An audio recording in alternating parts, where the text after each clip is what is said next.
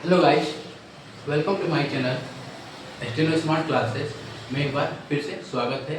आज हम इस वीडियो के माध्यम से हम लोग जानेंगे कि एसएससी स्टेनोग्राफर जो 2026 का वैकेंसी आई है उसका रिटर्न का हम लोग प्रिपरेशन मतलब तैयारी कैसे करेंगे। ठीक है, क्योंकि सेक्शनल वाइज लगा दिया है टाइमर। अब हर सेक्शन में अलग अलग टाइमिंग मिलेगा, सब लोग अच्छे से जान ही गए होंगे। तो उसके लिए कैसे हम लोग प्रिपेयर करेंगे, कैसे तैयारी करेंगे। ठीक है,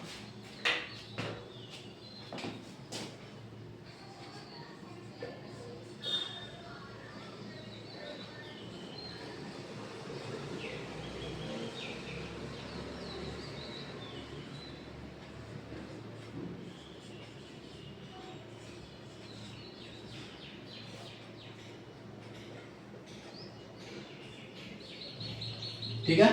return preparation for SSC steno 2026 या स्टेनोग्राफर सेम है। कैसे इसका प्रिपरेशन करना है, सबसे पहले जानते हैं इसका क्या चेंजिंग आया एग्जाम पैटर्न में।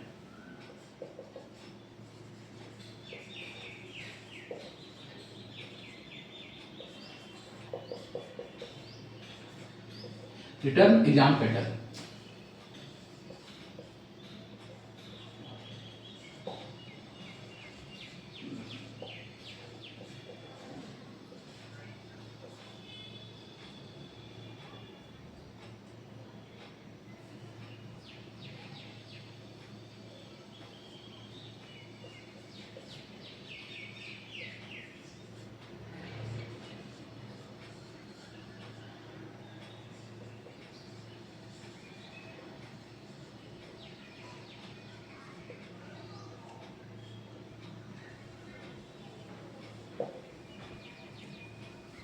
जी हाँ, देखिए यहाँ पे लिखे हुए हैं क्वेश्चन आपका रीजनिंग में 50 रहेगा और टाइम मिलेगा 30 मिनट।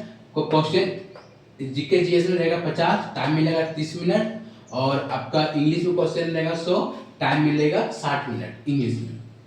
देखिए आप इसमें है कि पहले क्या था, पहले था कि आप जीके जीएस को 30 मिनट टाइम ना देके आप अगर 15 मिनट में भी कर लेते थे या 20 मिनट में कर लेते थे, जो भी समथिंग।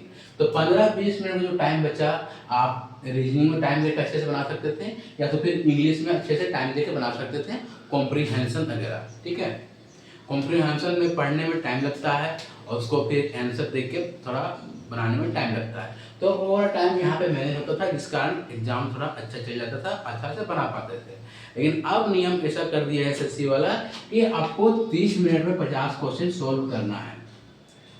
भले ही आपका अगर 25 मिनट में कंप्लीट हो गया है, 5 मिनट बचा है, फिर भी आपको इस सेक्शन में ही रहना है, तब तक ये सेक्शन नहीं खुलेगा। पूरा 30 मिनट होगा, ऑटोमेटिक फिर ये सेक्शन खुल जाएगा।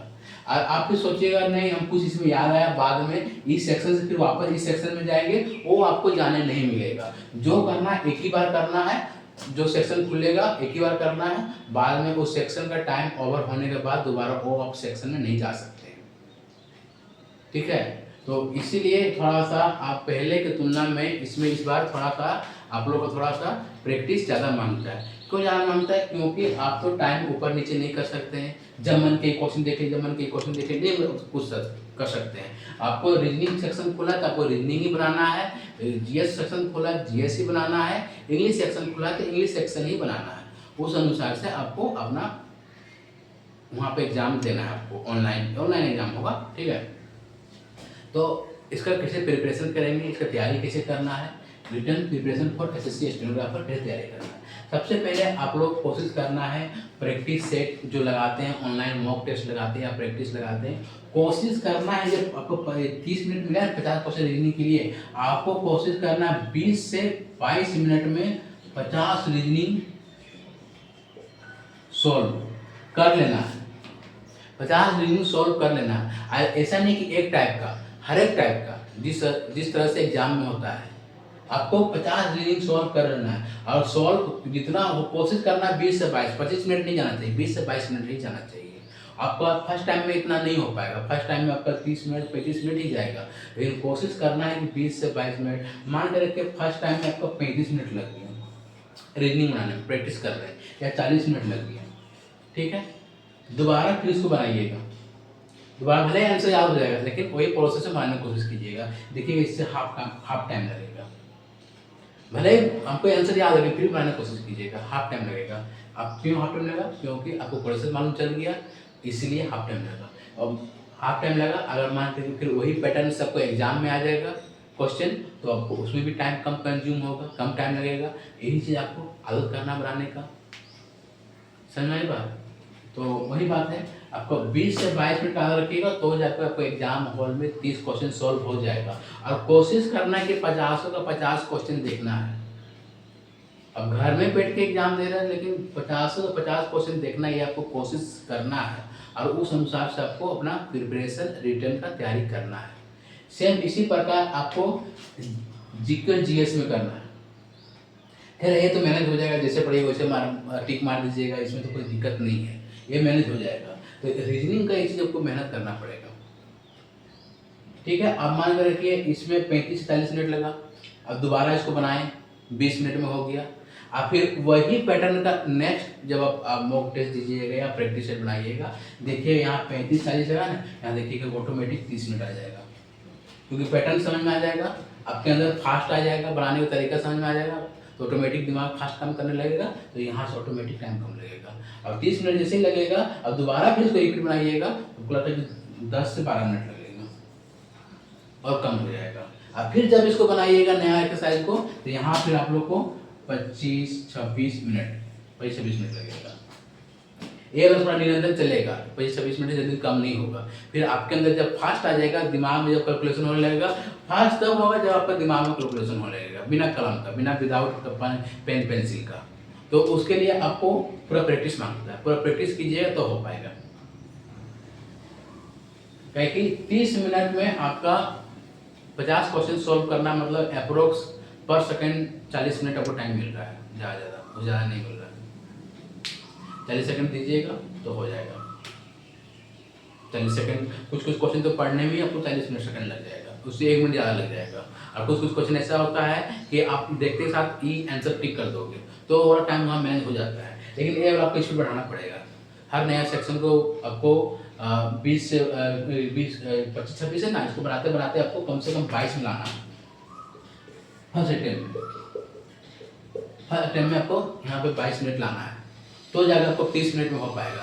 25 मिनट का आदत रखिएगा तो नहीं हो पाएगा एग्जाम हॉल में, क्योंकि एग्जाम प्रेशर में थोड़ा सा वहाँ पे टाइम ज़्यादा कंज्यूम होता है, टाइम का पता नहीं चलता है। लगेगा कि वहाँ यहाँ पे तो घर में 60 सेकंड में 1 मिनट होता है, 60 सेकंड में 1 मिनट होता है, लेकिन वहाँ लगेगा 50 सेकंड में ही 1 मिनट हो जा रहा है, 50-45 सेकंड में लगेगा 1 मिनट हो जा रहा है। उस अनुसार से वहाँ टाइम स्पीड चलता है। इसलिए आपको कोशिश करना है 20 से 22 मिनट में एकदम 50 रीजनिंग घर में सॉल्व करने का, कोई भी हाल में। उस अनुसार से प्रैक्टिस अभी से करना पड़ेगा, तो जाके स्पीड बन पाएगा आपका, नहीं तो नहीं हो पाएगा। अच्छा, ये जीके चीज़ के लिए आराम से पढ़ते रहिए अपन, ये तो आएगा तो फटाफट बन जाएगा, नहीं आएगा तो फिर इस पर टाइम देने से भी नहीं बनने वाला, ऐसा चीज़ है। अब आया रीजनिंग इंग्लिश के बाद। इंग्लिश में एकदम पूरा आपको ग्रामर पोर्शन कमांड रखना पड़ेगा।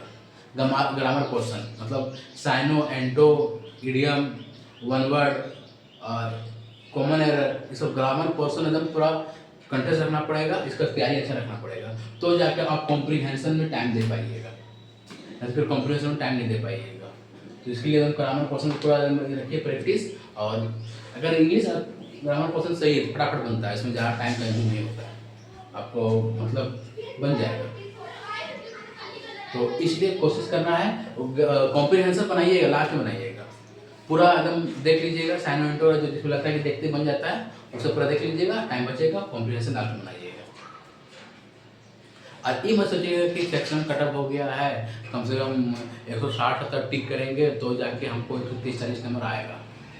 सेक्शनल टाइमिंग सबके लिए है, ठीक है। सेक्शनल कटअप नहीं, सेक्शनल टाइमिंग लगा है, ठीक है, सेक्शनल कटअप नहीं है, ठीक है, सेक्शनल टाइमिंग लगा है तो सबके लिए है, टेंशन नहीं लेना है, ठीक है।